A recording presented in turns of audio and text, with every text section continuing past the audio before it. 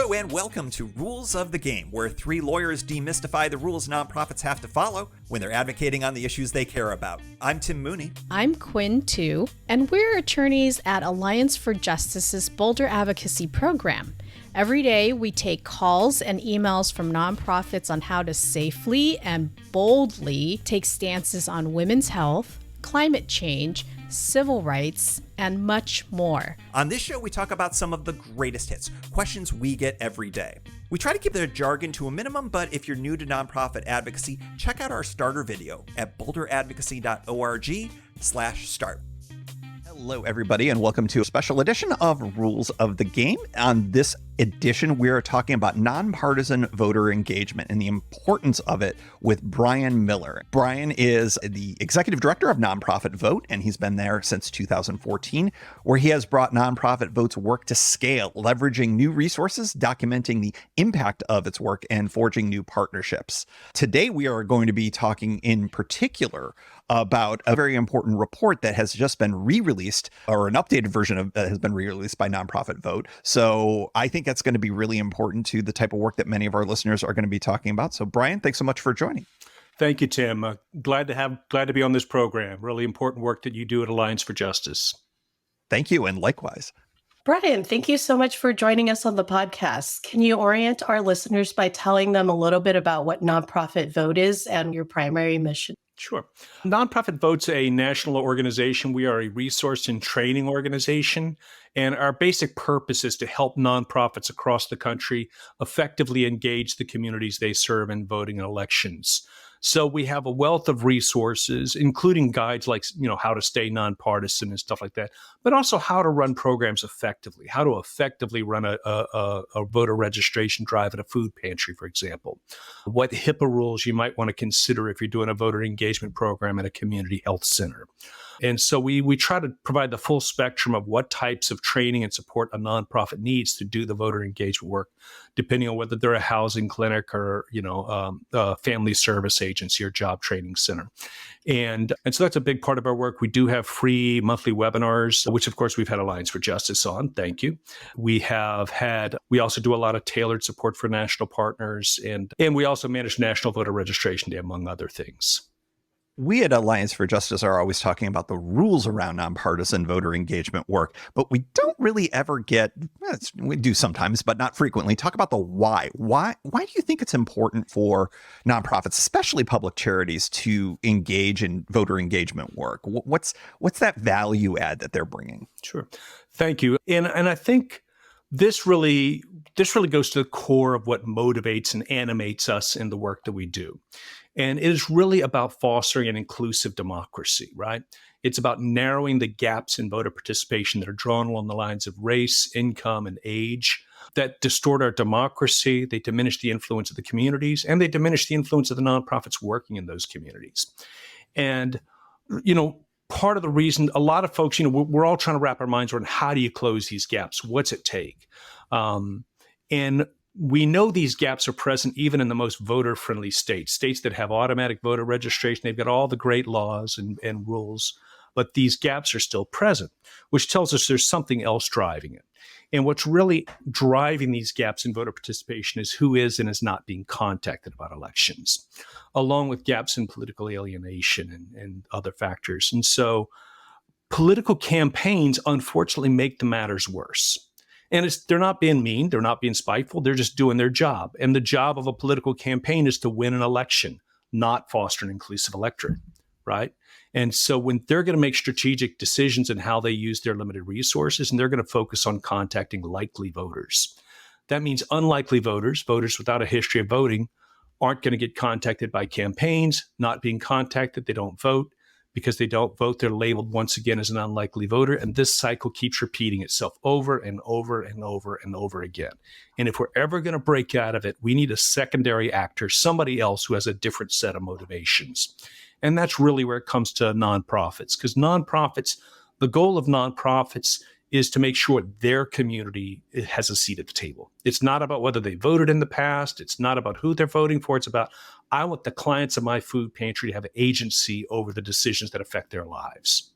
I want the community we serve as a housing clinic to have a voice in our democracy. And so their motivating factor is really to make sure their community has a seat at the table. And that leads to a fundamentally different set of outcomes. Love that, because I think that you just gave the best argument for why this is part of a charitable exempt purpose, why that's fitting an unmet need, which is typically why we have nonprofits, public charities in particular, filling that role. Yeah, those are really powerful reminder too of why it's important to have nonprofits weigh in on the democratic process. So I was at the launch when you released the updated version of the Nonprofit Power Report. Can you tell us a little bit more about that and what some of the key findings were from this updated report? Sure. Thank you. Yes, this is a report that we've done every couple of years. And in this case, we analyzed voter file data of voters who were engaged in over 100 nonprofits across 8 states in the last midterm election. And these are, community health centers, housing clinics, family service agencies. It's a wide range of nonprofits that were doing voter engagement work. So whether they registered them to vote, whether they signed a pledge to vote card, whether they engaged in a deeper conversation, something closer to deep canvassing, we included that data in our analysis. And what we found is that the first finding is not hugely surprising. The people served by nonprofits were 2.5 times as likely to be low income. They were more likely to be younger voters. They were also more likely to be voters of color. What was more powerful, and the really powerful data that comes out of this finding, is the impact on turnout. And basically, the voters who were engaged by nonprofits through this nonpartisan engagement work voted at rates 10 percentage points higher than comparable voters in the same communities. So 46% of voters in the same communities voted, 56% of those who were engaged by nonprofits voted. And this number goes up even higher for historically underrepresented voters. Voters of color had a 12 percentage point boost in turnout. Young voters and low-income voters had 14 and 15 percentage point boost in turnout. So we know, one, nonprofits are reaching the target audience that's underrepresented. And importantly, we know when nonprofits engage those communities, they vote at significantly higher rates. And this is how we work towards a more inclusive democracy. Wow, those are some really, really powerful stats and a good reminder of why it's important for nonprofits to do some of this work. Just as an aside, Brian did mention nonpartisan work. Listeners of the show know that nonpartisan means that a 501c3 cannot support or oppose candidates running for public office. And if you're new, now you know. And I think it's also worth noting that there are other entities than public charities. We keep talking about public charities, but of course, C4s will often engage in this type of work. And I think that the reason is, as you noted, Brian, it's super effective. I mean, it's the type of stuff that can really help the primary purpose of what a C4 can do. And of course, that gets into all the stuff that we always talk about. It's effective. I think that the data clearly shows that. What are some of the challenges that organizations face when they're trying to do this? There's a reason why we want to do it. It's effective, but it's not easy. Can you talk a little bit about what those challenges are like and how we overcome those? Sure. I think there's a myriad of challenges, and those challenges are different depending on who we're talking. I think for a lot of nonprofits that are not currently doing voter engagement work, one of the big barriers is this perception of partisanship. This perception that their funders will be scared off, that their board's not supportive of it. And so I think the work that Alliance for Justice and Boulder Advocacy does is critically important because it helps folks understand the legal barriers, right? They need to overcome what are the laws. Yes, as you said, a nonprofit can absolutely engage the communities that they serve, as long as they do so in a nonpartisan way. And that goes to a rap I always give, is that nonpartisanship doesn't mean non-participation, And so we encourage nonprofits to do voter registration, do get out to vote. So, Brian, one of the things that I run into when I talk to organizations about voter engagement, typically the biggest thing is we're already spread super thin. We're working on the issues that we care about. We don't have time, resources, et cetera, to be able to devote to voter engagement. What's kind of your take on that? Sure. And that's a great question. And I think that gets to the second group of folks, which is the folks who've already gotten past the whole perceptions of partisanship. They know the law. They know they can do it. It's a question of where are the resources and can they do it at the scale they want to. And that's one of the reasons that we have partnered with Council on Foundations and United Philanthropy Forum to launch the Philanthropy for Voter Engagement Initiative.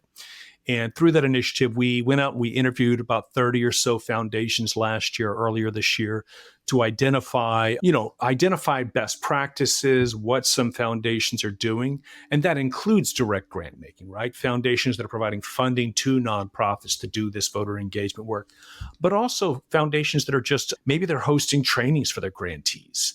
They're partnering with their grantees. Like, we find a lot of community foundations.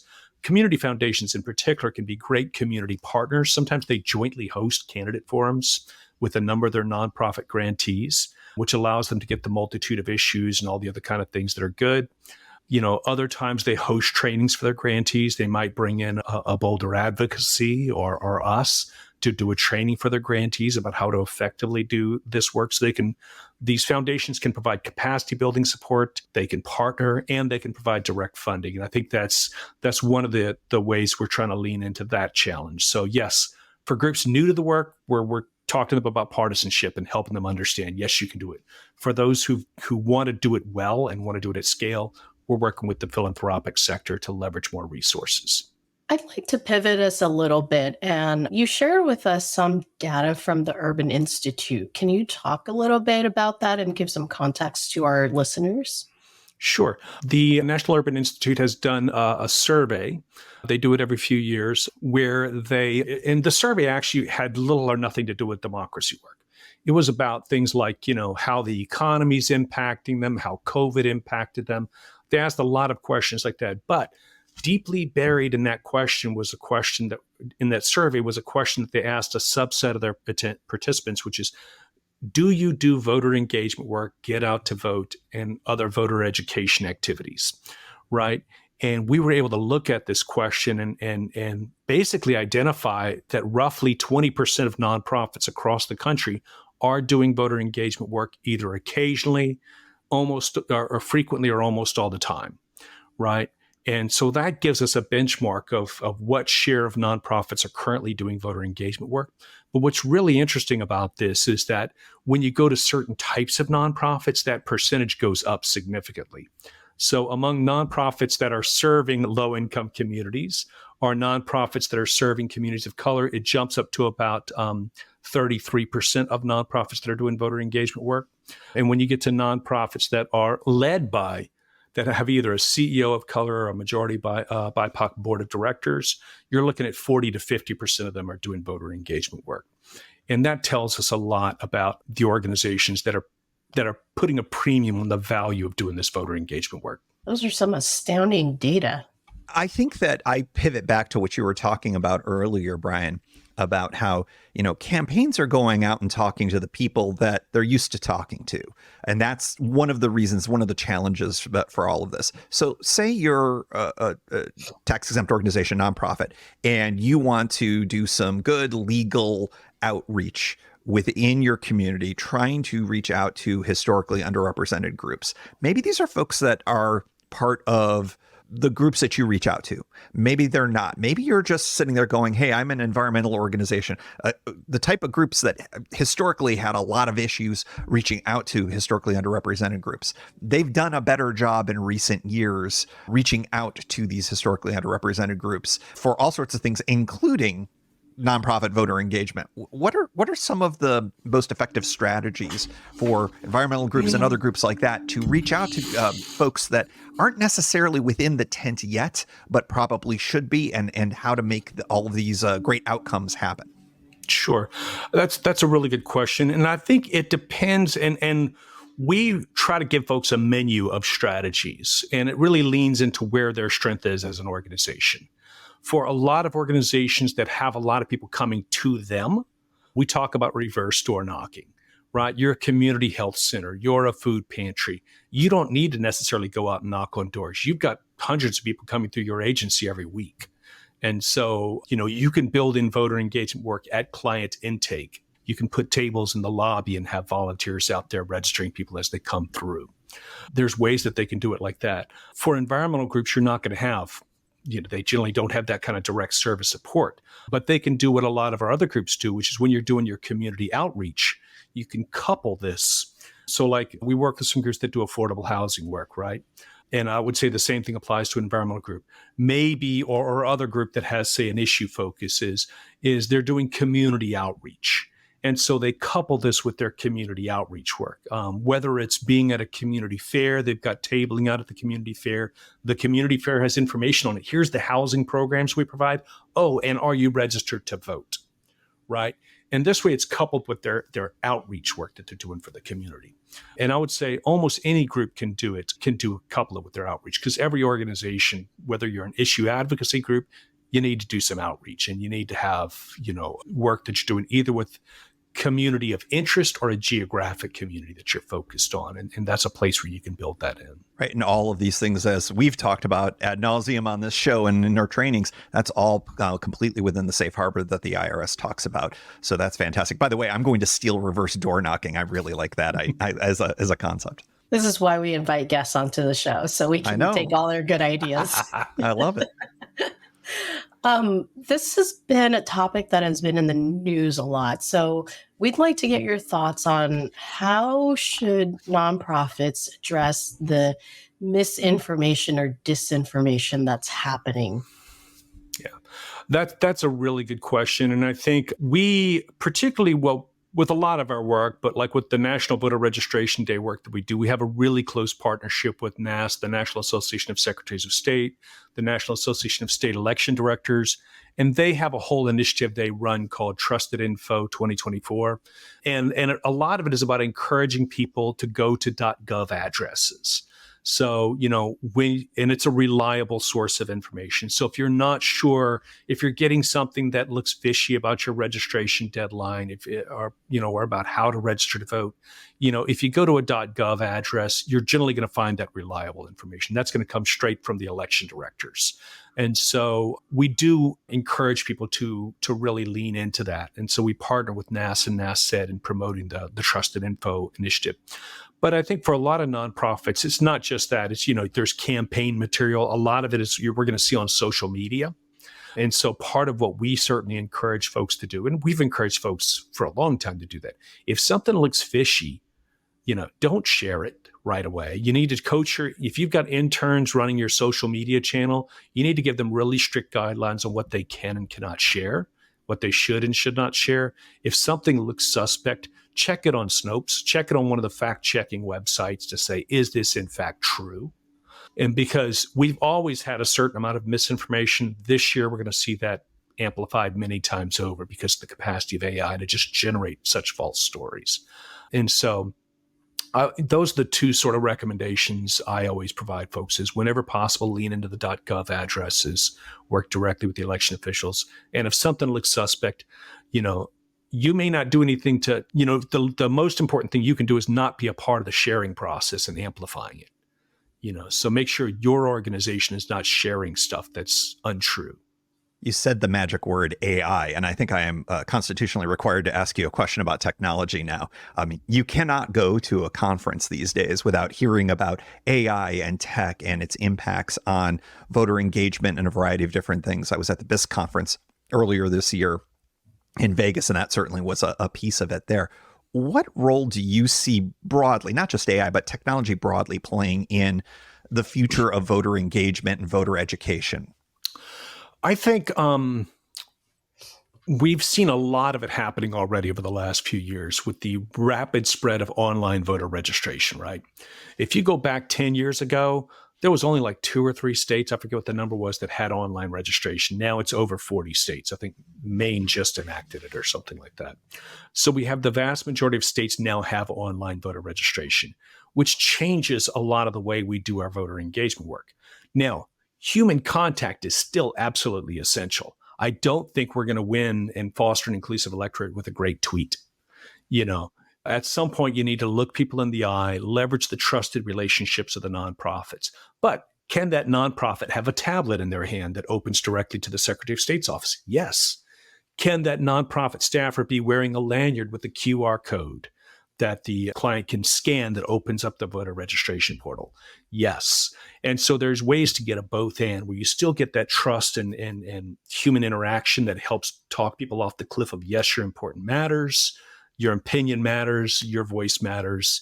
Let me help you get registered and participate in the process, with the advantages of the technology, right? And in this case, one of the big advantages of this kind of a strategy is, you get rid of all the data problems, right? One of the problems with handwritten voter registration forms is people have bad handwriting.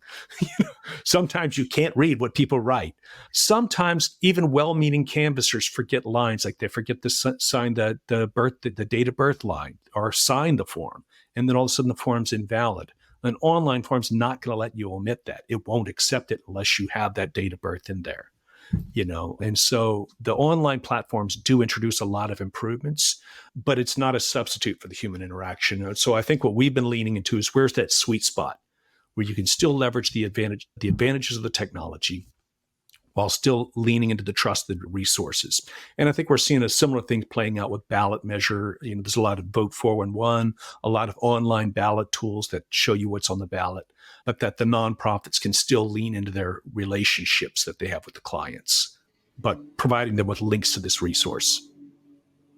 Brian, earlier, Tim asked you questions about underrepresented communities, but we know that there are more than that. There are people with disability, there are people who are recovering and re-entering society. How are some of the strategies that you think nonprofits can employ in order to make voting or access to the polls more easy for these constituents? Sure. I think, we certainly, one of the reasons we work through existing nonprofits is most nonprofits already have the cultural competency to work with the communities that they serve. If it's a disability rights group, they're already going to be built for this kind of stuff. And this is one of the advantages of working through existing nonprofits, as opposed to parachuting into a neighborhood with canvassers who don't know the needs of the community. And so I think, number one, work through existing nonprofits, because they're going to have they should, if they're doing their job right, already have the built capacity to deal with the communities that they serve. If you're a larger group reaching across the state, or a national group, and you're trying to make sure your resources are accessible to all, we certainly take measures to ensure that our webinars includes closed captioning. We actually invite people at the top during this registration process, if they have additional needs, if they need, ASL or anything else, to let us know. And we also run our websites, and we encourage all our nonprofits to run your websites through accessibility tests to make sure that you've got the right contrast, right size fonts, you've got your images are backed up, have text backups. And so I think there's a lot of this process that's really important for us to have built into our communications, particularly for groups that are reaching a large audience, where you want to make sure you're catering to as many audiences as possible, and you're providing that resource. One of the groups that we work with is the National Disability Rights Network. That's actually my board chair, works with the National Disability Rights Network. And they do a lot of really good work with election officials, actually, to make sure that polling locations are accessible. And some of the things that most of us and who aren't in that community don't even think about. Doorknobs. If you need a doorknob to get in a door, a lot of folks cannot twist a doorknob. There's reasons that they have not just ramps, but levers for doors or push bars. And so all polling locations should comply with ADA rules. And these are all part of ensuring that underrepresented communities, including those in the disability community, have the same access to voting and democratic participation as the rest of us do. We have mentioned the Nonprofit Power Report as an important resource that you are putting out. And that's why we're rushing this podcast out this week, to make sure that everybody gets a chance to read it. We've talked about the data and the incredible information that's in it. What else can listeners do to support nonprofit vote and contribute to the cause? What other resources do you have available? Well, we encourage everyone to go to nonprofitvote.org. We do have a wealth of resources, including free monthly webinars. We have a lot of, fact sheets, toolkits, templates you can use to build out your voter engagement strategies. And you can sign up at the bottom of all of our webpage. There's an email sign up where you can sign up to get the newsletter, but also get the promotions for the webinars. And I would encourage any statewide or any organization with any kind of network reach to please help distribute these assets. So, you can not only read the Nonprofit Power Report and take in the lessons learned for yourself, but also distribute links and write-ups about it to your network. And we do have a lot of promotional assets on the website to help share and distribute not just the Nonprofit Power, but also upcoming webinars, whatever those topics may be. And of course, we'll have links in our show notes for all of these things, including some relevant resources that we have as well that pair well with the stuff that we've been talking about today. Brian Miller, thank you so much for joining here on Rules of the Game. Thank you, Tim. Thank you both. Thank you.